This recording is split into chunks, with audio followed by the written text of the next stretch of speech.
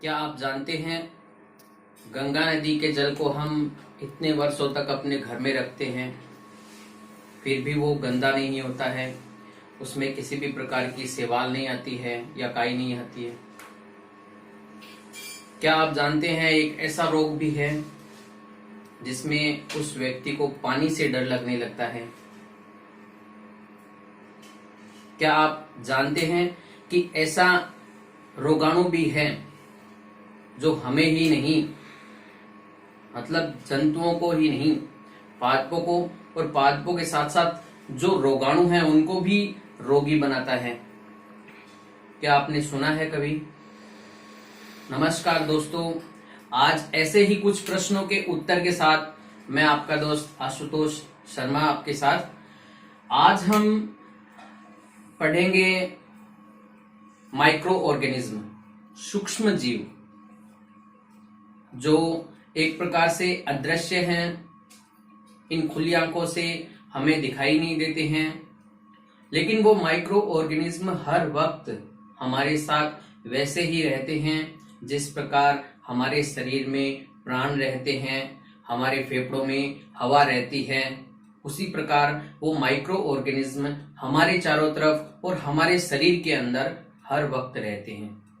उन्हीं micro organism की श्रेणी में मैंने ये देखा कि ये जो टॉपिक है वो एकेडमिक रूप से कक्षा 8 की किताब में, विज्ञान की किताब में, और कंपटीशन एग्जाम की दृष्टि से रीट में बहुत महत्वपूर्ण है माइक्रो ऑर्गेनिज्म, जिसमें ये कहा गया है कि इनके क्या लाभ हैं और इनसे क्या हानि है। तो आज हम माइक्रो ऑर्गेनिज्म की श्रृंखला में पढ़ने वाले हैं वायरस, यानी जो विषाणु। वर्तमान समय में विषाणु कोई नया नाम नहीं है या कोई वायरस कोई नया नाम नहीं है, लेकिन इस वायरस की क्या विशेषताएं होती है, ये वायरस कंट्रोल क्यों नहीं हो रहा है, उसके बारे में भी हम आज चर्चा करेंगे। और वायरस की संरचना में ऐसी कौन सी चीज है जो उसे मनुष्य के प्रतिरोधी तंत्र से बचाए रखती है, क्योंकि मनुष्य का प्रतिरोधी तंत्र बहुत मजबूत और बहुत मतलब दक्ष है, लेकिन उसकी ऐसी कौन सी संरचना है जो उसको उस प्रतिरोधी तंत्र की नजरों से बचाए रखती है। तो आज हम इसके बारे में अध्ययन करेंगे। हम देखते हैं सबसे पहले इसको हिंदी में कहते हैं विषाणु और इसको अंग्रेजी में कहते हैं वायरस। अब विषाणु जो शब्द है इसमें आपको एक झलक दिख रही होगी विष की, और विष आप सब जानते हैं, हिंदी की आपने संधि विच्छेद पढ़ी है, विषाणु, विष प्लस अणु, विष धन अणु, तो अर्थात विष का अणु, यानी ये हमारे शरीर के अंदर जाते ही विष के जैसा कार्य करने लग जाता है, इसलिए इसको विषाणु कहा जाता है। इस विषाणु की सबसे पहले खोज जो है, इसकी खोज जो है वो 1892 में इवानोवस्की नाम के वैज्ञानिक ने, एक रूसी वैज्ञानिक था इवानोवस्की, उस इवानोवस्की नाम के वैज्ञानिक ने मतलब देखा कि तंबाकू के पौधे के ऊपर जो पत्तियां हैं उन पे धब्बे बने हुए हैं, जिसको धब्बे बने हुए हैं, तो उन्होंने उसकी खोज की। तो वो वायरस को उन्होंने कहा टोबैको मोज़ेक वायरस, और उस रोग को उन्होंने टोबैको मोज़ेक रोग कहा। तो इस प्रकार मतलब तंबाकू की पत्तियों पर धब्बे के द्वारा इनकी खोज की गई। अब इनकी खोज करने के बाद में इसके गुणों पर विस्तार से अध्ययन किया गया। तो विस्तार से इनके गुणों पर अध्ययन करने पे पता चला कि ये जो है वो, पहली बात तो ये अकोशिकीय है, अकोशिकीय। अब इस अकोशिकीय पे थोड़ी सी बात कर लेते हैं। अकोशिकीय मतलब एसेल्युलर, यूनिसेल्युलर और मल्टीसेल्युलर, आपने नाम सुना होगा। एसेल्युलर नाम आपके सामने कुछ नया हो सकता है। यूनिसेल्युलर का मतलब होता है एक ऐसा जीव जिसका संपूर्ण शरीर एक कोशिका से बना हो, जिसमें एक बढ़िया सुसंगठित न्यूक्लियस हो, उसके कोशिका अंग हो और उसका पूरा शरीर उसके हिसाब से एक कोशिका के हिसाब से काम करे, वो यूनिसेल्युलर। आपने हो सकता है नहीं पढ़े हैं, आगे पढ़ लेंगे, और पीछे पढ़ा हुआ है कहीं आपका अमीबा, ये एक यूनिसेल्युलर जीव है। यूनिसेल्युलर एनिमल यानी एक कोशिकीय जीव है। अब मल्टीसेल्युलर मतलब जो बहुत सारी कोशिकाओं से बने हैं, बहुत सारी कोशिकाओं से बने हुए जीव तो हमारे सामने बहुत सारे हैं। हम भी मल्टीसेल्युलर जीव हैं, यानी मनुष्य भी मल्टीसेल्युलर जीव है। ये एसेल्युलर जीव क्या होता है? एसेल्युलर जीव ऐसा जीव होता है जिसकी एक कोशिका के जितना पूरा संगठन नहीं होता है। इस एसेल्युलर जीव के अंदर केवल एक प्रोटीन आवरण पाया जाता है और एक इसमें न्यूक्लिक अम्ल पाया जाता है, और इसमें कुछ नहीं होता है। और एक्स्ट्रा परत हो सकती है तो बाइलिपिड परत यानी वसीय परत हो सकती है इसके चारों तरफ, जो इसको मनुष्य के प्रतिरोधी तंत्र से बचा सकती है। ठीक, अब दूसरी बात, ये होते हैं परजीवी। अब परजीवी क्या होते हैं? विषाणु जो है वो परजीवी होते हैं। परजीवी क्या होते हैं? सहजीवी क्या होते हैं? ये आपके सामने आगे बड़े प्रश्न आएंगे, लेकिन अभी हम सहजीवी और परजीवी के बारे में देखते हैं कि सहजीवी ऐसा जीव होता है जो किसी दूसरे जीव के साथ रहकर उसको लाभ प्रदान करते हुए अपना लाभ प्राप्त करता है, वो सहजीवी होता है। लेकिन ये है परजीवी। परजीवी का मतलब ये जिस किसी भी जंतु को, सजीव को उसको संक्रमित करेगा तो उसे नुकसान पहुंचाएगा और अपना भोजन ग्रहण करेगा, यानी निहित स्वार्थी प्रवृत्ति का होता है वायरस। इसमें ऐसा नहीं है कि अगले का भी लाभ हो और मेरा भी लाभ हो। अगले का लाभ और मेरा लाभ, दोनों का लाभ देखने वाला सहजीवी और अपना ही लाभ देखने वाला परजीवी। अब एक परजीवी का आपको सामान्य सा उदाहरण बताता हूं, शायद आपके समझ में आ जाए। अमरबेल का नाम सुना है आपने? अमरबेल जो है वो हमारे इधर राजस्थान में भी बहुत सारी खेजड़ी के पेड़ के ऊपर अमरबेल स्थापित हो जाती है, और वो स्थापित होने के बाद में अपने होस्ट या उसके चुस्कांग होते हैं, उन चुस्कांग के द्वारा उसका पोषक पदार्थ यानी खेजड़ी का पोषक पदार्थ ग्रहण करते करते उसे सुखा देती है और अंत में खत्म कर देती है।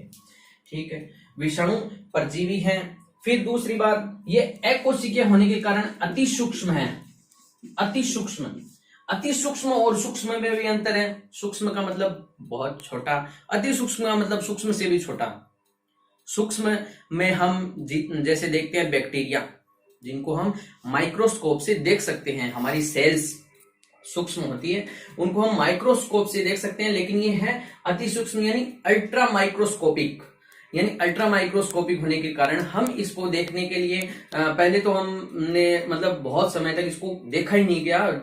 देखने के लिए फिर एक नई माइक्रोस्कोप का आविष्कार हुआ जिसको कहते हैं इलेक्ट्रॉन माइक्रोस्कोप। क्या कहते हैं? Electron microscope.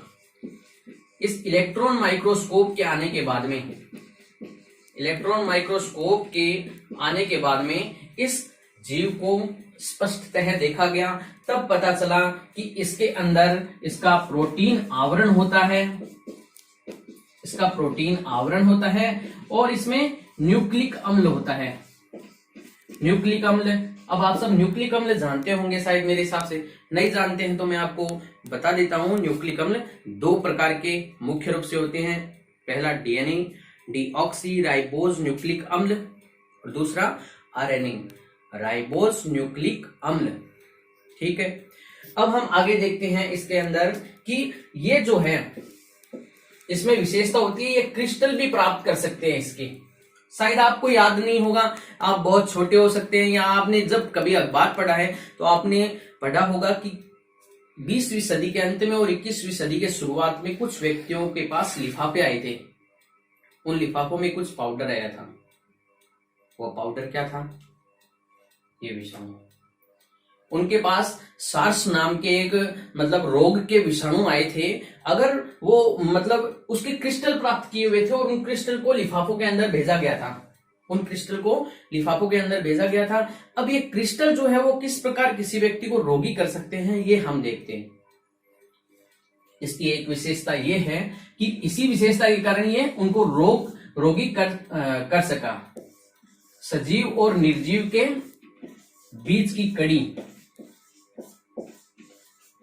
ये सजीव और निर्जीव के बीच की कड़ी है। कैसे का मतलब ये है कि जैसे अगर ये किसी सजीव के शरीर के बाहर होता है तो एकदम निष्क्रिय पड़ा रहता है, ऐसे लगता है ये तो कोई मिट्टी का कण है। लेकिन जब ये किसी सजीव के संपर्क में आता है, प्लांट, एनिमल या फिर बैक्टीरिया के किसी के भी संपर्क में आता है, तो ये उसको रोगी कर देता है। अर्थात उसके शरीर में जाते ही ये सजीव के जैसा काम करने लगता है, ये अपना रिप्रोडक्शन करने लगता है, अपनी प्रोटीन बनाने लगता है। लेकिन जब किसी सजीव के शरीर से बाहर रहता है तो ये एकदम निर्जीव की भांति पड़ा रहता है। इसलिए ये सजीव और निर्जीव के बीच की कड़ी हो गया। अब आगे देखते हैं कि इस विषाणु के संदर्भ में कुछ अच्छा काम क्या हुआ। कुछ अच्छा काम ऐसे हुआ कि एक समय था, शायद आपको पता होगा, एक चेचक नाम की बीमारी थी। चेचक नाम की बीमारी जो थी वो बहुत भयानक बीमारी थी, उसमें व्यक्ति की बहुत दुर्दशा होती थी। लेकिन उस चेचक नाम की बीमारी का उन्मूलन करने के लिए एक वैक्सीन तैयार किया गया। एडवर्ड जेनर नाम के एक वैज्ञानिक थे, उन्होंने चेचक का वैक्सीन तैयार किया और उस वैक्सीन से फिर उस बीमारी का उन्मूलन किया गया और आज संपूर्ण विश्व चेचक नाम की बीमारी से मतलब निजात पा चुका है। ठीक है। अब उन्मूलन में हमने, जैसे भारत ने अभी पोलियो का उन्मूलन किया है। अब पोलियो का उन्मूलन हुआ है तो हम जानते हैं कि पोलियो की खुराक के रूप में दिया जाता, इंजेक्शन के रूप में दिया जाता था, उसका जो टीका है दिया जाता पोलियो का। और उन्मूलन किसको कहते हैं? उन्मूलन का मतलब यह है कि जब किसी देश के अंदर 3 वर्ष तक उस रोग से संबंधित कोई केस नहीं आते हैं तो उसे उन्मूलन के रूप में घोषित कर दिया जाता है कि आज अपना देश पोलियो से मतलब पोलियो का उन्मूलन हो चुका है हमारे देश से। ठीक। फिर आगे है कि इसका हम देखते हैं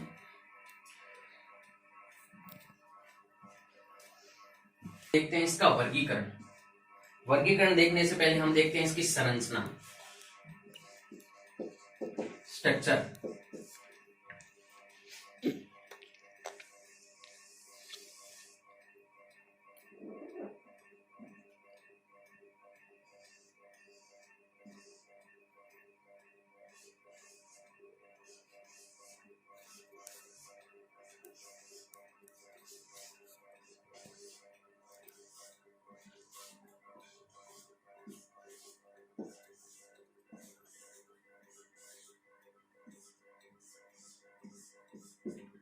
यानी ये एक सामान्य वायरस की संरचना है।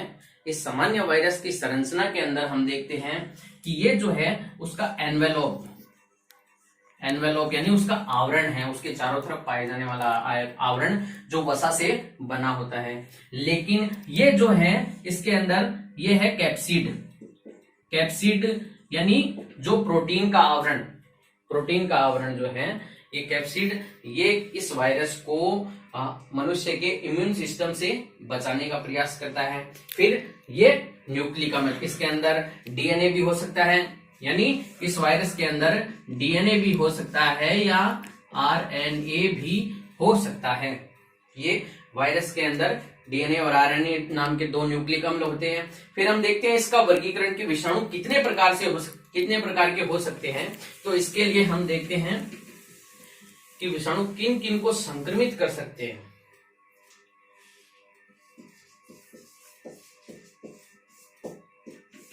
विषाणु मुख्य रूप से एनिमल वायरस भी हो सकते हैं क्योंकि ये जंतुओं को संक्रमित करते हैं। प्लांट वायरस होते हैं क्योंकि ये पादपों को संक्रमित करते हैं। और तीसरा है ये बैक्टीरियल वायरस भी हो सकते हैं, यानी ये बैक्टीरिया जो स्वयं में रोग उत्पन्न करने वाले हैं उनको भी संक्रमित कर सकते हैं।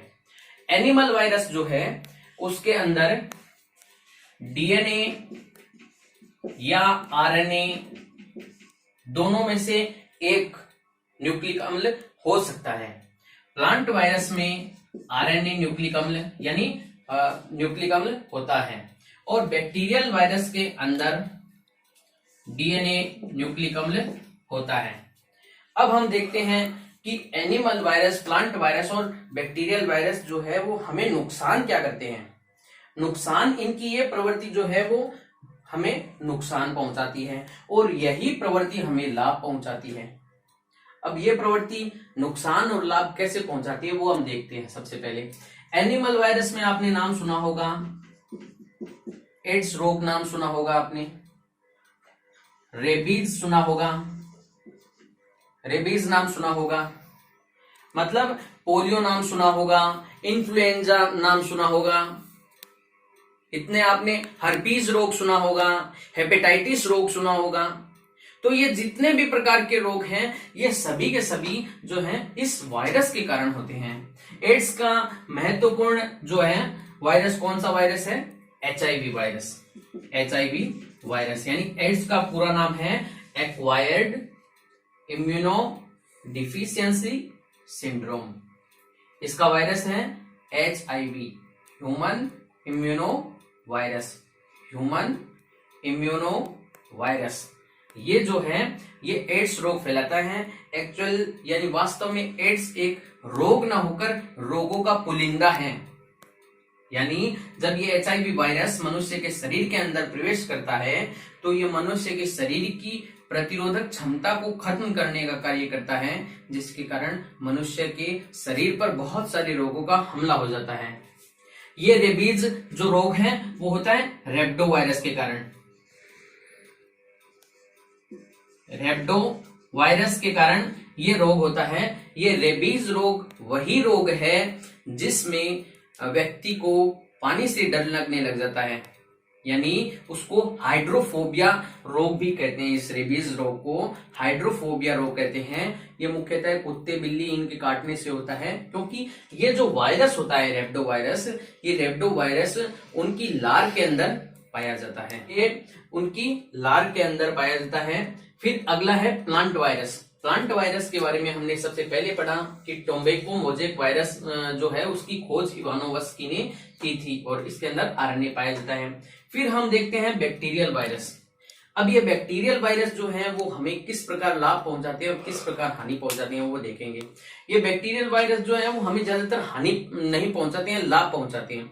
आपने पहला प्रश्न था अपना कि गंगा का पानी जो है वो इतने दिनों तक शुद्ध क्यों रहता है? वो इसलिए शुद्ध रहता है क्योंकि गंगा नदी के अंदर बैक्टीरियो वायरस होते हैं, जिनको बैक्टीरियोफेज कहा जाता है। ये बैक्टीरियोफेज वायरस उस जीवाणु को संक्रमित कर देते हैं और उस जीवाणु को नष्ट कर देते हैं। जीवाणु के लिए वो हानिकारक है। अगर मनुष्य के शरीर में जाते हैं तो वो मनुष्य को हानि नहीं पहुंचाते हैं। इसलिए इसी बैक्टीरियोफेज वायरस के कारण गंगा नदी का जो पानी है वो वर्षों तक शुद्ध रहता है और उसमें किसी भी प्रकार की गंदगी या बदबू नहीं आती है, क्योंकि बैक्टीरियल एक्सप्रेशन के कारण या बैक्टीरिया के कारण जो है वो किसी भी जल में बदबू आती है। ठीक है, अब ये जो हानि या लाभ यहाँ देख लिए, इसके अलावा भी हमें जो वायरस से बहुत लाभ होते हैं। कौन कौन से लाभ होते हैं जैसे देखते हैं। ये वायरस जो है इसको मॉडिफाइड करके चिकित्सक, अभी आपने बहुत दिनों से नाम सुना है वुहान लैब या कहीं भी वायरस के ऊपर रिसर्च करने वाली जो लैब है उसका मुख्य उद्देश्य विध्वंसकारी नहीं है। मुख्य उद्देश्य उसका मनुष्य के कल्याण का है, लेकिन कुछ गलत प्रवृत्ति के लोगों ने उसका गलत लाभ उठाया है। ये वायरस जो है वो सदैव मनुष्य के लिए हानिकारक नहीं होते हैं। अगर इनका मॉडिफाइड करके यानी इनको रूपांतरित करके उपयोग किया जाए तो ये मनुष्य के लिए लाभदायक भी हो सकते हैं। जैसे अगर वायरस को मॉडिफाइड करके मनुष्य के शरीर में इंजेक्ट किया जाता है तो वो मॉडिफाइड वायरस कैंसर कोशिकाओं को शरीर में जाकर नष्ट करता है। तो इस प्रकार वायरस का एक लाभ ये भी हो गया। दूसरा लाभ ये हो गया कि वायरस अति सूक्ष्म जीव होने के कारण अगर वायरस का नियंत्रित तरीके से उपयोग किया जाए तो ये कोशिका की आंतरिक संरचना और आणविक जैव विज्ञान में बहुत प्रगति करा सकता है। और इसकी विषाणु के जीनोम के कारण हमें डीएनए रेप्लिकेशन, डीएनए ट्रांसमिशन और उसके ट्रांसक्रिप्शन, ट्रांसलेशन और प्रोटीन संश्लेषण और हमारे प्रतिरोधी तंत्र के बारे में भी विशेष रूप से ज्ञान प्राप्त हो सकता है। इसलिए वायरस जो है वो सदैव हानिकारक नहीं होते हैं और वायरस के प्रति हमारा शरीर मुख्य रूप से प्रतिरोधी क्षमता उत्पन्न कर ही लेता है। वायरस के प्रति प्रतिरोधी क्षमता उत्पन्न कर लेता है।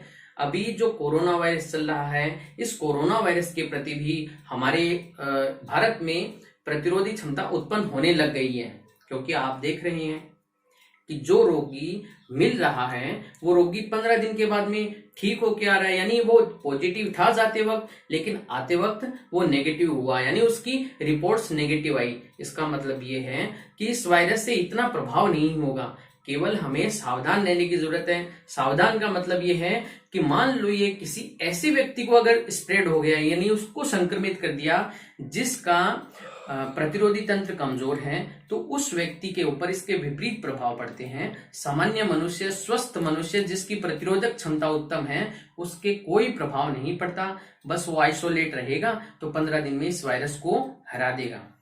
तो आज का अपना टॉपिक जो है वायरस कंप्लीट हुआ। कल के माइक्रो ऑर्गेनिज्म सेकेंड पार्ट में हम अगला टॉपिक पढ़ेंगे। आज के लिए इतना ही। धन्यवाद। जय हिंद।